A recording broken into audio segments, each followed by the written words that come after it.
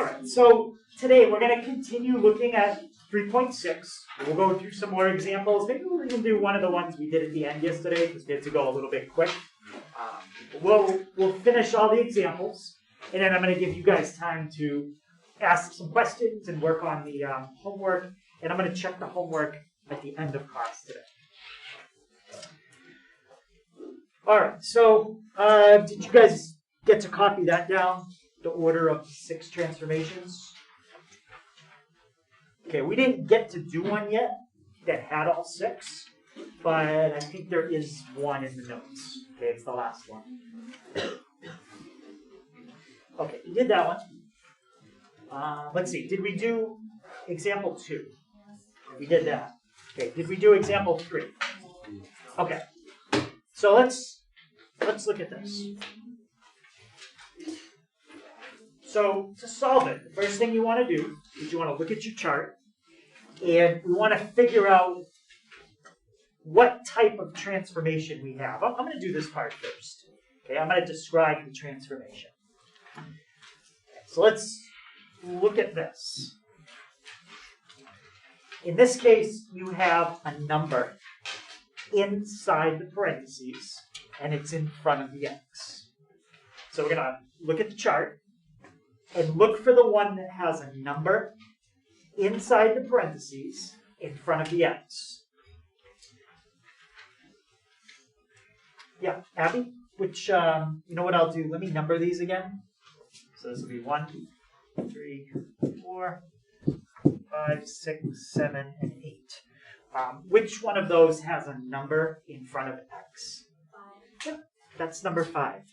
So number 5 is going to tell you everything you need to do for this problem. So let's look at the how to describe it. It says horizontal stretch by factor of 1 over the number. All right? So let's think about that. Horizontal stretch by a factor of 1 over the number. Okay. What is our number in this case? 8? It's 1 over 3. Okay, so let's start writing it down. So describe the transformation.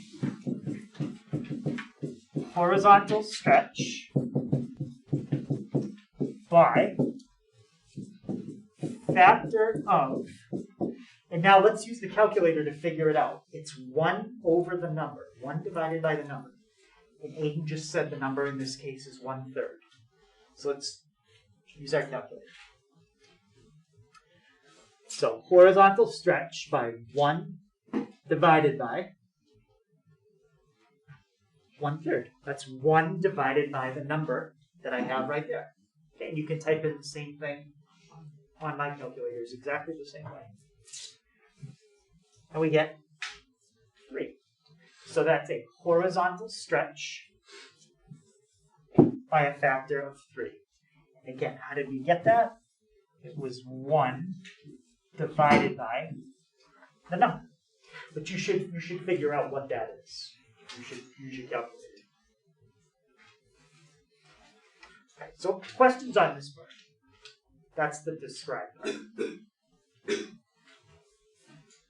Okay, so now the graph part. Before we can graph the new one, we have to graph the original. Because if we don't know where it starts, and I said to you, move it up 2, or move it right 3, you don't know where to move it because you don't have something to start from. So we got to get the start, and then we'll move it. Okay, so original coordinates. My suggestion is to pick small values of x that are something you can do in your head. Okay, something easy. You can pick any x values you want. But again, if we get into decimals, it's going to make it harder. So every x value that we plug into this formula is going to be multiplied by 1/3. Okay, that means it's going to be divided by 3. Can somebody give me a number that divides by 3 and you get a nice answer? That would be a good number to plug in for x. You don't have to, but it would be the easiest way to do it. 3 is a good one. Yeah. What's another good one? Yep. 6 is good. Now let's do one more. Yep. 9. Perfect. Again, if you want to use 0, 1, and 2, okay. But you're going to have to do 1/3 times 2, and you're going to get fractions. All right, so now plug each one of these numbers in, one at a time, in for x, and put the answer in the spot that I left open. So let's plug in 3. Okay, if you can do it in your head, that's okay. If not, just use your calculator. So let's type in 1/3 times, and the first one is going to be 3. We get 1. Let's do the next one. What am I plugging in for x the second time? Yep, 6. So 1/3, and now change the x to a 6. I get 2. What am I plugging in for x the third time? Yep, plugging in 9. So 1/3 times 9, and we get 3. So these are 3 coordinates that are on the original line. We still have to figure out where the new one is going to be, but the first step is finding the old one. Okay, let's graph them. Brady, how do I graph 3, 1? So we have 3 to the right, 1 up. And starting from where? Starting from the origin. Starting from the origin. 3 right, 1 up. There's 1.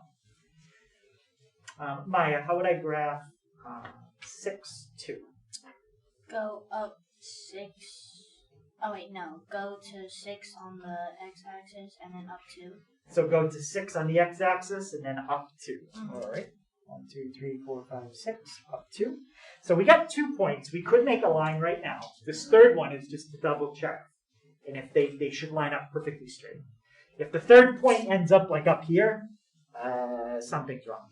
Okay, it should line up with the other 2. And Caleb, how do I graph the last one? You go over to the right 9, then up 3. Yep. So right 9 and up 3. Do those points look like they line up? Yes. Straight? Yep. That looks good. So now, draw our line. Fix that. That's okay. Not. So there's my original.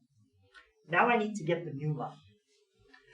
So now we're going to go back to the table, and we're going to figure out what do you do when you have a number in front of x.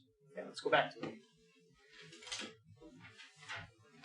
Okay, so we said that was rule 5. What does it say to do to all my x values? Yep. Divide them by the number. So divide the x values by the number in the problem. What was the number in our problem? 1/3. So we are going to take all the x values and we're going to divide them by 1/3. What does it say to do to the y values?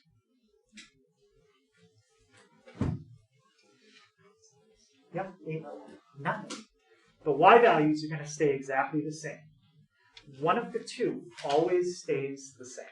In this case, it's the y's. Let's go back to our problem. And we're going to copy down all the y values. 1, 2, 3.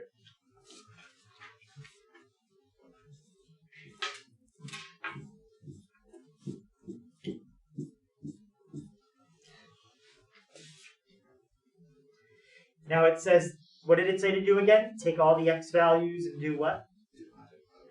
Divide them all by 1/3. So we're going to take each one of these numbers and we're going to type it in on the calculator and we're going to divide it by 1/3.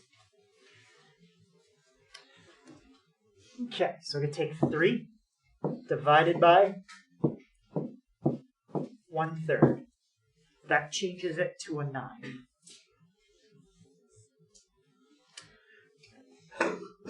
What's my next x value? Yep. My next x value is 6. And what am I going to do to it? Divide by 1/3. I am going to set up a different grid because these numbers are going to get kind of big. Okay, so divide by 1/3, and we get 18.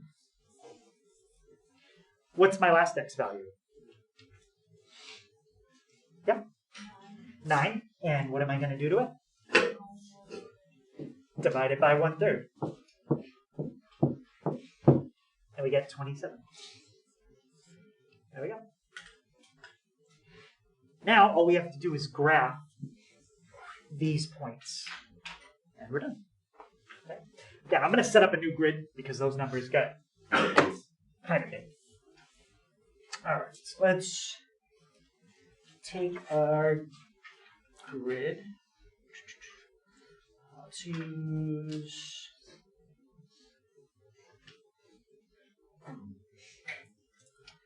let's use this one. Okay. And I'm going to number it so that it goes by, well, I got to go all the way to 27. So what do you think good numbers to go by would be on the x-axis? If I go by 1s, I'm only going to get to 10. Yep. Yeah, I would go by 3s. So let's make this 0, 3, 6, 9, 12, 15, 18, 21, 24, 27, and 30. You don't have to number every one of them. And I know on your sheet the grid is kind of small. So, what about the y-axis?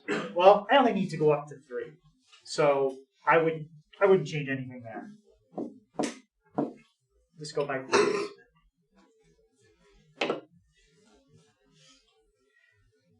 Okay. And graph your points. So the first one is 9, 1. So 9, 1. The next one is 18, comma 2. So 18, 2. And can somebody remind me, what was the last one? Yep. 27 what? 3. There you go. I'm just going to try to draw this by hand. Good enough. And there's your new graph. Okay, so the steps for one of these problems is pretty much the same every single time. First, describe it. Or you can do that last if you want. That's kind of the easier part. So describe it by looking it up in your chart. Pick 3 x values. They can be any x values you want. And fill them into your formula. Once you figure out your first 3 coordinates, go back at your table. And the table is going to tell you to do something to all of these. It might be add a number. It might be minus a number. It might be take the opposite of a number. But the table will tell you what to do. Do that to all the originals, and that'll give you the new ones. And that's your final answer. Any questions on this one? Try to make it so these numbers don't get so big in other problems, especially on the test.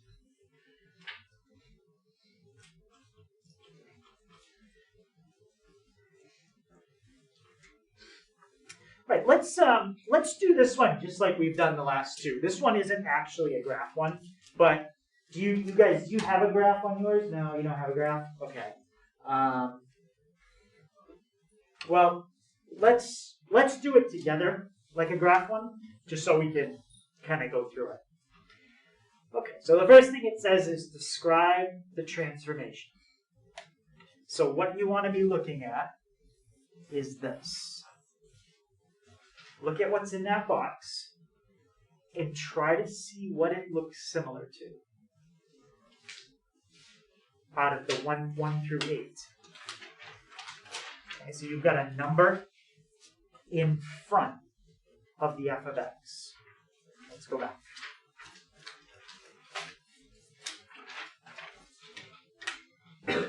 Which transformation looks like the one with a number in front of f of x? Yep. Yep, number 1.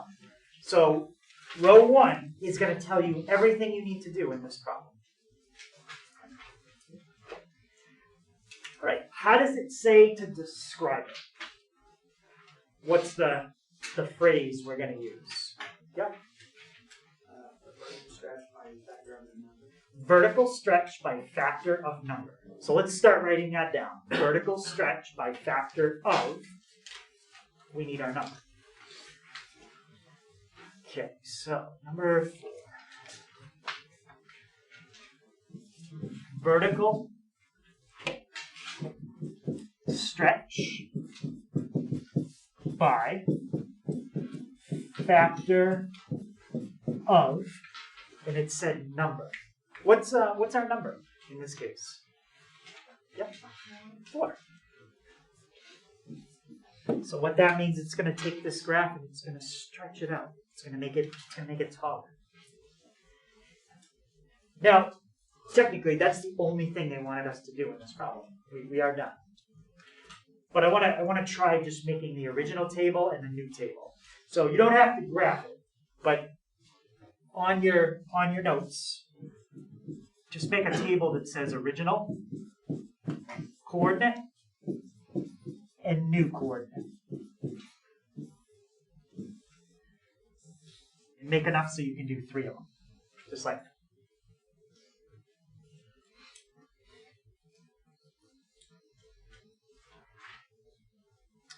Okay, so original coordinate. Do we have to pick certain values for x, or can you pick anything you want?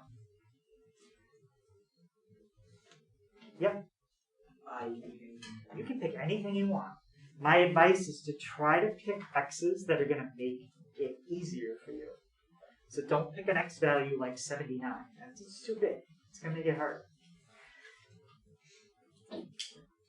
Whatever x values we pick, this is the original. What are we going to be doing to each x value that we pick when we plug them into the original?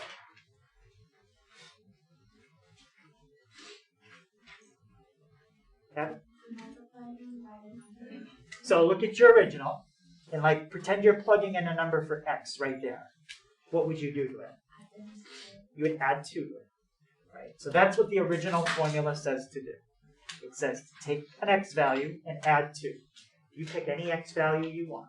But let's pick 3 of them. Somebody give me an x value that's easy to work with. 8? 1. Yep, 1's good. Okay, I need another x value. Yep. 2. And another x value that I can easily add 2.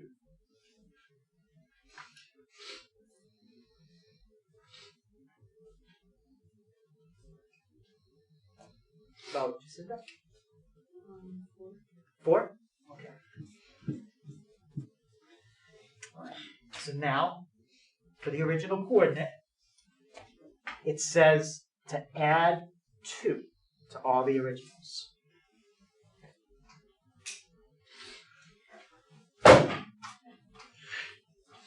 So what's going to be my first y value right here? Yeah, 3. When we plug a 1 in, we get a 3. All right. What's going to be my second y value? You have to plug in 2, yeah? So plug in 2 and you get 4, yep. So we get 4. And now plug in 4. What do you get when you plug in 4? 6. Those are all points that are on the original. Now, we got to do something to them. So let's go back to our table and see what it says to do. It says, multiply the y values by the number. So multiply the y values by the number. So what's going to happen to the x's? Caleb? They stay the same. They stay the same. Nothing happens to the x's in this problem. So let's take the x's from our table and let's copy them over into the new column. So 1, 2, 3. Now for the y's, it said multiply the y's By the number. Well, what's the number? Yep. Oh, I put 4. Thank you. Yeah. You're supposed to copy those over. Don't change them. So 1, 2, 4, just like I did. Thank you for pointing that out. So what are we supposed to multiply the y's by? What's our number? Yep. 4. That's the number right there. So let's multiply these y's by 4, and that'll give me my new ones. Finn, what do you get when you multiply this by 4? By 4? Wait, what are we multiplying it by? What's that? What are we multiplying 3 by? By the number for our stretch. What's the factor of our stretch in this problem? 4. 4. Yep. So 12. So the first one's going to be 12. What's the second y value going to be? Tirza? 16. And what's my third y value going to be? Yep. 24. And we're not going to graph this because 1, you don't have a grid on your paper, and 2, the numbers are kind of big again. All right, any question on that one? So every problem we've done, we've pretty much done one thing. Okay? It's only had, in the new, this is the new one. There was only one thing happening to get the new one. The next problem we're going to look at is going to have more than one thing happening. And when you have more than one thing happening, you have to list all the things that are happening, but you have to list them in this order. I'm not saying every single one of these will be in the problem, but whichever ones are in the problem, list them in that order. When we have more than one thing happening, we're not going to graph it, because then it starts to get a little complicated. So all we would do is make this list. No graphing on this kind of problem.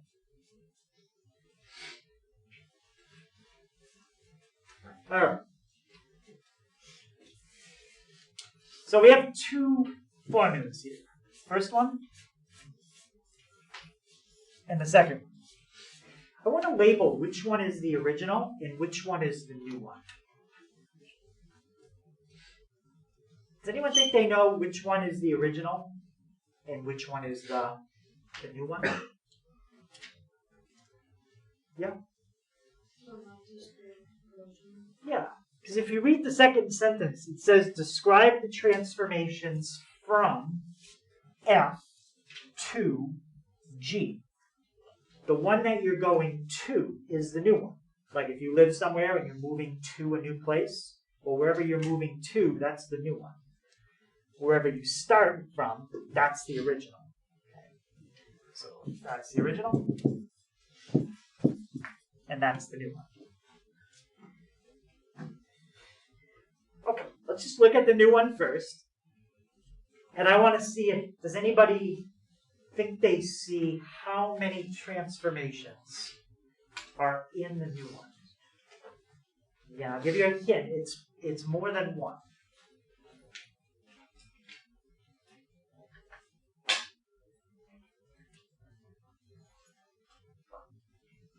So you want to look at that new box and you want to try to see, is there something happening over here that you can match up with one of the rules from the table? If there's something there you can match up, then that's one transformation that's happening. And then look and see if there's something else you could match up that's happening.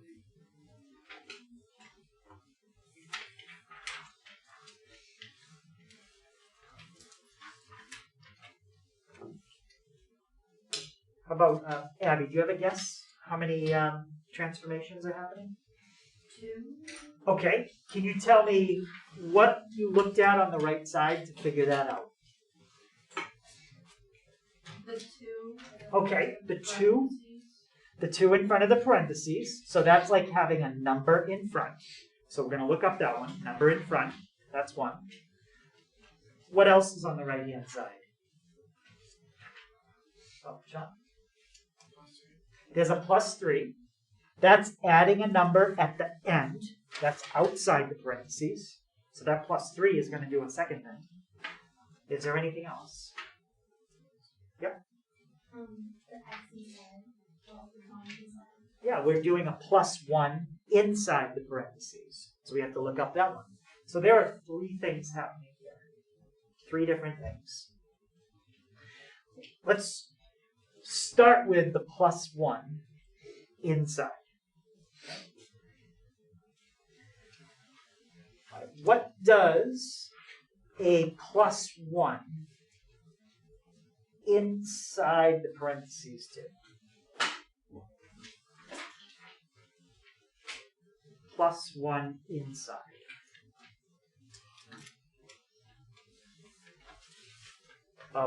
Emily?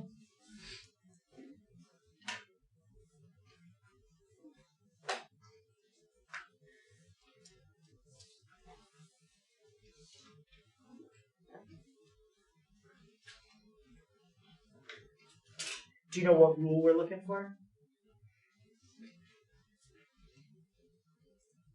All right, you know what? Let's do this problem a little different. I think I'm losing people. Let's start with this. There we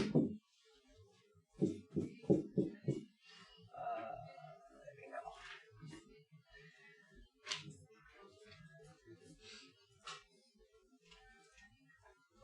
Let's just start with the plus 1. Just the plus 1. So now it's just a single transformation. Plus 1 inside the parentheses. Which rule is that one? If we have a plus 1 inside the parentheses. Yep. That's rule 6. Okay, so let's write down what that does. We're going to put it off to the side because it's not my final answer, but it's part of it.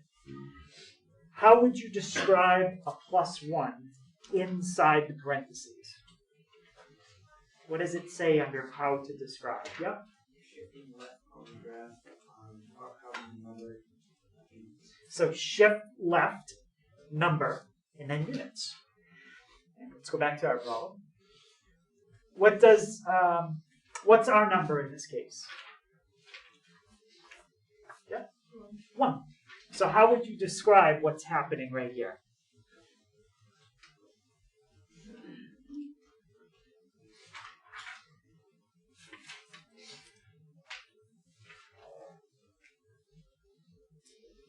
About Mia? Shift left 1 unit. Okay, so that part is a shift left 1 unit. I'm not writing the final answer yet. What I'm doing is I'm breaking this problem down into each separate transformation, and then I'll worry about putting them in the right order at the end. Okay, so here's part of our answer. Right. Let's look at the next one. Let's pretend we had g of x equals 2 in front of the x. Okay, so now all I'm doing is focusing on the 2. That's a number in front. Which transformation has a number in front?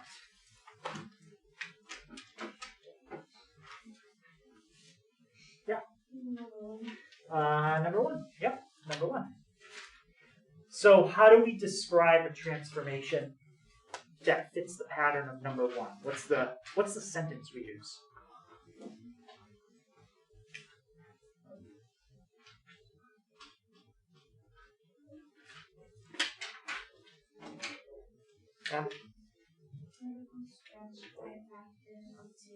Yep, so vertical stretch by a factor of, and then you put your number. So this is a vertical stretch by factor of 2. Again, that is not my final answer, but that's another piece of it. I have to put it in the right order when I'm done. So now I have 2 of them. The last one I have is a +3. Let's look at that one.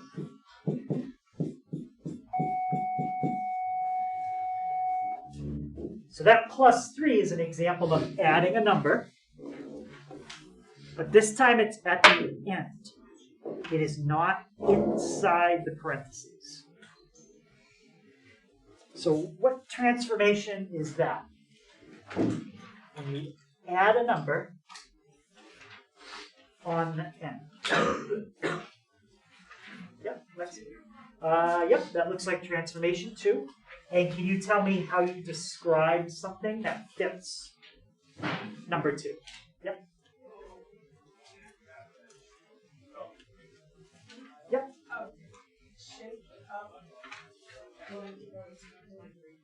You don't even have to fill in the number yet. Just tell me how you would do it.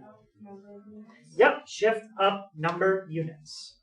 So shift up, and then you fill in your number. Okay, so let's do that. Shift up, and what's the number we're going to fill in? Yep, 3. Shift up 3 units. Okay, so now we've described all 3 things that are happening. What we just have to do is make sure we put them in the right order. Okay. So I'm going to go back to the page with the order. I'm going to try to put it up there at the same time. There we go.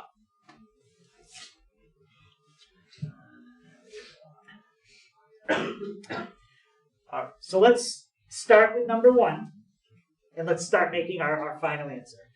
Did we have a horizontal shift in this problem?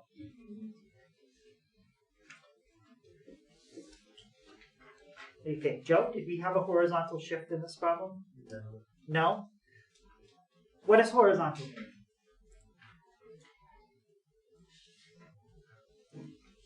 Yeah, we did. Okay, so can you tell me, what does horizontal mean? Is it horizontal up and down? No, that's vertical. We shifted left 1 unit. Yes, we did have a horizontal shift in this problem, and it was shift left 1. So we need to write that one down first. Okay, so let's put that one first. So, well, I'll just write it again. So shift left 1 unit. That's the first one. Okay, second one. Did we have a horizontal stretch in this problem?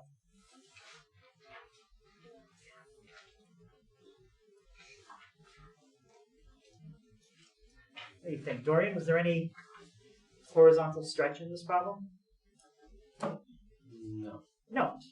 So we're not going to have that one this time. So we can skip it. There was no horizontal stretch to write, so don't worry about it. Horizontal reflection. Was there a horizontal reflection in this problem? Yep. No. So we didn't have those 2. So we're going to skip them. The next one we go to is vertical stretch. Okay. Was there a vertical stretch in this problem? Monica? Yeah. Yep. We need to write that one down. That's the next one. Vertical stretch by factor of 2. Okay, so we got that one. Okay, the next one we're going to write, if we have it, is a vertical reflection. Was there a vertical reflection in this problem? Caleb? No. No. It doesn't say vertical reflection anywhere there, so there was no vertical reflection. And the last one we write down, if we have it, is a vertical shift. Was there a vertical shift in this one? What do you think? What was it? Yeah, what was the vertical shift? Shift up 3. Yep, shift up 3. That is your final answer. Again, not something we're going to graph. All you'd have to do is list it. And the hope, eventually, is that you don't have to break it down like this. That all you have to do is look at the original problem right here, and then write down these 3 things. And that's your final answer. All right, let's try another one of those. Okay, I'm gonna make one up. Yeah. Yep. Does everybody have the answer to the one we just did? Okay, so I'm gonna erase that. Let's say f of x equals x, and g of x, I'm going to write it below it so I have enough space. G of x equals, let's say, negative 2x minus 3 plus 1. So this is example 6.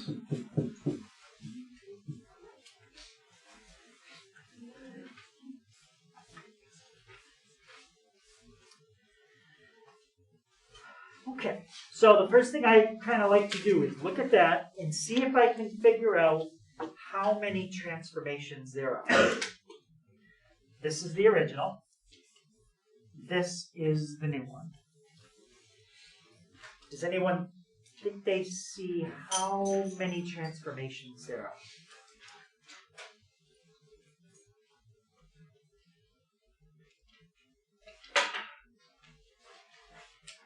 Yeah? Yeah, there are going to be 4. And what I want to do is I want to look for them in this order. Then I don't have to worry about checking the order at the end. So what is the first type transformation that we always look for, according to our list? Aiden? Horizontal shift. We look for a horizontal shift. So now you might have to go back to your chart and remember, okay, what am I looking for with a horizontal shift?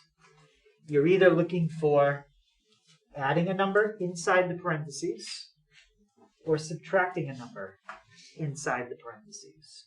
We're going to look for one of those 2 things. If we have it, we'll write it down. Do we have adding or subtracting a number inside the parentheses? What do you think? Yep. Yeah, we do. Yes, we do. Which one do we have? Adding or subtracting? Subtracting. You'll never have both. You'll have one or the other. So we have a minus 3 inside parentheses. What type of transformation is that? So look up on your chart when you minus a number inside the parentheses. Lexi? That's number 7. How do you describe something with transformation number 7? Shift right the number of units. Okay, let's write that down. Shift right. And can you tell me what the number is this time?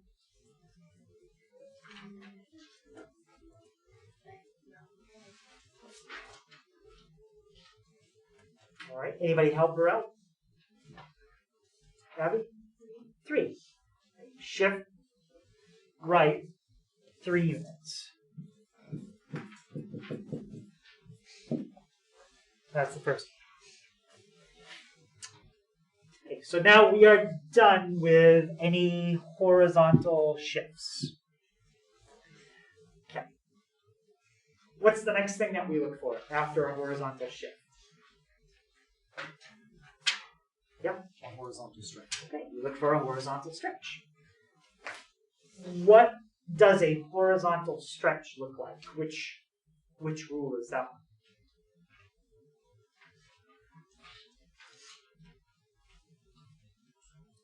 Yeah. Number 5. That's rule 5. So rule 5 says you would have a number in front of the x inside parentheses. Do we have a number in front of the x inside the parentheses. What do you think, Jacinda? Yeah. Yes, we do. Can you tell me what the number is? 2. So how do you describe a horizontal stretch according to Rule 5?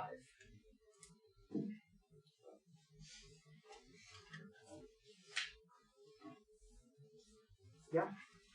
Horizontal stretch by factor of one number. By what? Of 1 divided by number. Yeah. Horizontal stretch. Horizontal stretch by factor of 1 over number. Anaya, what's our number in this case?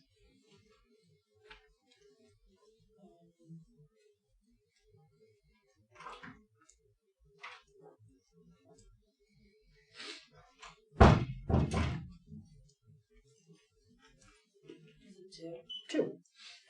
Remember, we're doing the horizontal stretch. That's when you have a number in front of x, and our number in front of x is a 2. When you look at each transformation one at a time, you ignore every other number in the problem. You only focus on the one number you need to look at. Okay, the next thing would be a horizontal reflection. Which rule here is the horizontal reflection?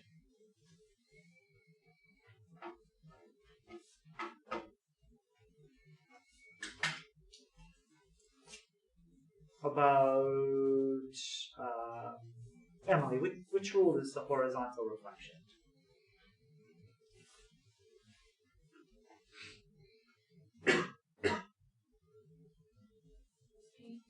Which one? Yep, Rule 8. That's the horizontal reflection. So how do you know, looking at Rule 8, if you have a horizontal reflection? What would happen in your formula if you had a horizontal reflection?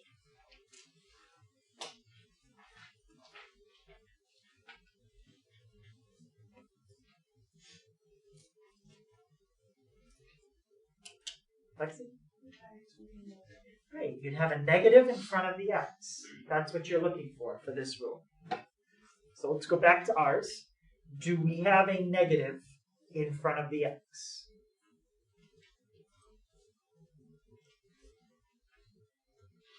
Have it? What's that? You think we do or no? We do? I see something in front of the x, but I don't see a negative. What's in front of the x? Just the 2. There's no negative in front of the x. So we don't have a horizontal reflection in this problem. Okay, what's the next thing that we would look for after we do the horizontal reflection? Yeah? Yeah, vertical stretch. No, I'm just going to make that simpler. You can, whenever you have a negative, you can put a 1 with it, but it's probably easier to think about if you don't have a 1. So we're going to look for a vertical stretch. Which rule is the vertical stretch? Yep, Rule 1. And Rule 1 tells you that you're looking for what to see if you have a vertical stretch? What do you look? What has to happen in your formula to cause a vertical stretch?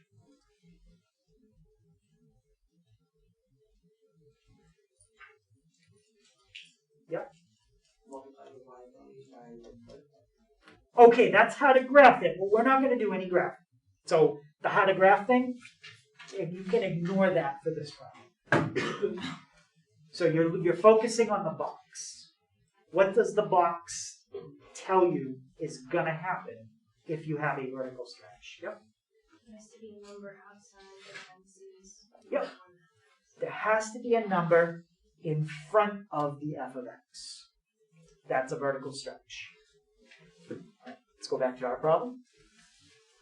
Do we have a number out in front of the parentheses? Finn? Yes. Okay, what is the number that's out in front of the parentheses? It has to be something besides a 1. No. No. So to do a vertical stretch, if the number is just a 1, think about what a 1 would do. If you multiply something by a 1, that doesn't change anything. So it has to be something besides a 1. We don't have any number in front of the parentheses besides a 1. There's nothing there. So there is no vertical stretch in this one. Okay. What's the next thing we look for after vertical stretch? Yep. Vertical reflection. Okay. What rule is the vertical reflection? Yep. That's rule 4. What are you looking for in your problem to tell you that you would have a vertical reflection? What does the rule 4 tell you to look for?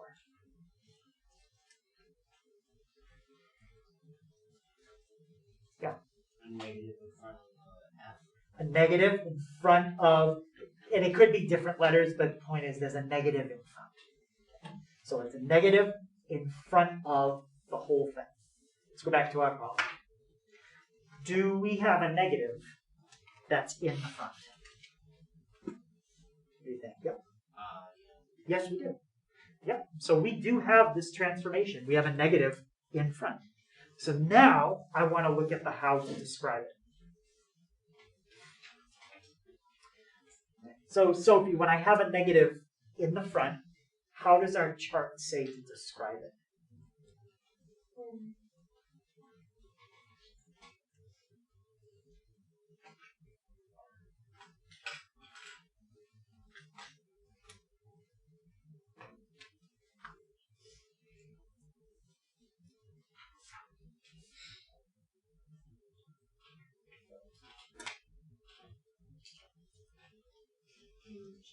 Do you know what rule we're looking at? Right, let's go back again. So we just did the vertical stretch.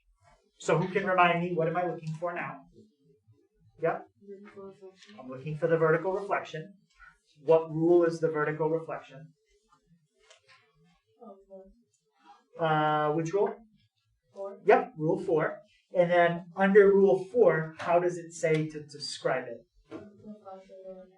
Yep, good. Reflect over the x-axis. Reflect over x-axis. Okay, so we've got the vertical reflection. And what's the last thing that we have to look for? Yeah. Is it vertical shift? Yep, you got to look for a vertical shift. What rule here describes vertical shifts? There's 2. Yep. Rules 2 and 3 are both vertical shifts. Rule 2 is plus a number at the end. Rule 3 is minus a number. Do we have either plus a number or minus a number at the end? Do we have one of those two? Yep. Yep, we have plus a number. So plus a number at the end, that's rule 2. How do we describe rule 2? What does it say under the how to describe? Yep. Shift up number of units. So we just have to look for our number. So shift up. And what's the number in this case? Yep, Abby? 1. Shift up 1 unit. And that's how you do a problem like that. So you go through that list one at a time, and you look for each one. Please use the pen. I guess I'll start this one. So at this point, I've kind of gone through and I've shown you, how to do it really as many times as I think is going to be helpful. So we did a couple of these ones where you had the multiple, and then yesterday we did 2, I think, and then today we did 2 more where you do the original coordinate and the new coordinate. So I think from here you have to practice it. That's the only thing that's going to help you get better at it. So what I want to try to do for the last just about 20 minutes or so, is I'm going to give you guys time to finish up the homework from last night. Okay, and we'll walk around and answer, any questions. If you get stuck, just call one of us over and we'll help you out. Okay, so that's what we're going to just do for the rest of today. Just try to finish up the homework from last night. And there won't be a new assignment tonight. Okay, so the goal is I want to try to check that homework off in class right now. All right, let's look at one together. Okay, this is number 1 on the homework, and this is very similar to how they all work. So hopefully if we go through one of them, I think that might help. One thing I didn't do on here that we had in the guided notes is this. Start by making a table for original coordinate and then new coordinate. Okay? And you want to make a table with enough room so that you can do 3. And when you do your final graph, well, I'll get to that in a second. So let's do the original coordinate. For the x values, you can pick anything you want. How do I know which formula the original is? It says describe the transformation of f to g. So which one is the original? F or G? Yeah? F. Usually the original one is always first. Thank you. Okay, so usually the original one is first. Okay, but if you don't know, read the sentence and it says describe the transformation from F to G. It's turning into G. So G is the new one. So let's put a box around that one. That's the new. That's the original. What we want to do is pick 3 x values to get points on the original. What would be one good x value to pick? Yeah? 1, sure. What's another good x value?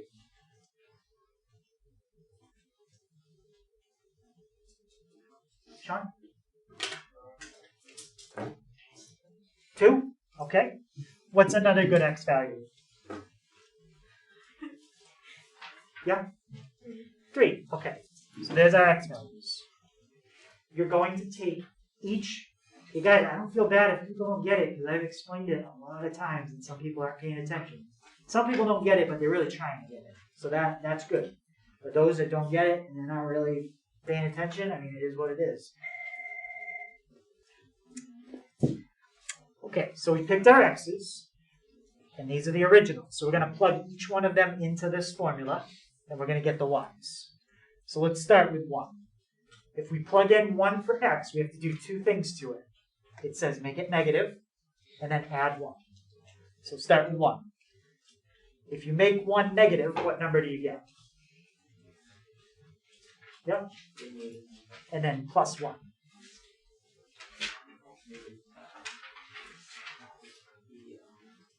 Zero. Plug in 2. First thing is, put a negative in front of 2, and what number do you get? Function. Negative 10. Plus 1. Negative 1. Negative 1. Yep. Now we'll plug in 3. So change the x to a 3. There's a negative in front of it. What number do you get if you put a negative in front of 3? Negative 3 plus 1. Negative 2. So there are your 3 original coordinates. Now we're going to do something to get the new ones. The new ones are that formula. It says x minus 2 inside the parentheses. What happens when you minus a 2 inside the parentheses? What does that do? Yeah? Can you just tell me can you just describe it first and then tell me how to do it?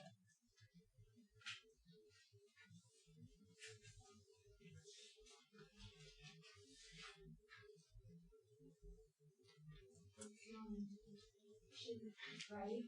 And then Shift right, and what's our number in this case? 2. Perfect. Shift right, 2 units. So we just took care of describe the transformation. It shifts right 2 units because it's a minus inside. Now, can you tell me what you said before that? Because I have to do something to get the new coordinate. Add number to all x values. Add number to all x values. So what's going to happen to my y's? They're carried over. They're just carried over. Nothing happens to them at all. 0, -1, -2. Now, can you say what one more time? What do I do? Add, was it add number to all x values? Okay. Let's add 2 to all these x's. What do you get if you add 2 to the first x value? 3. What if you add 2 to the second x value?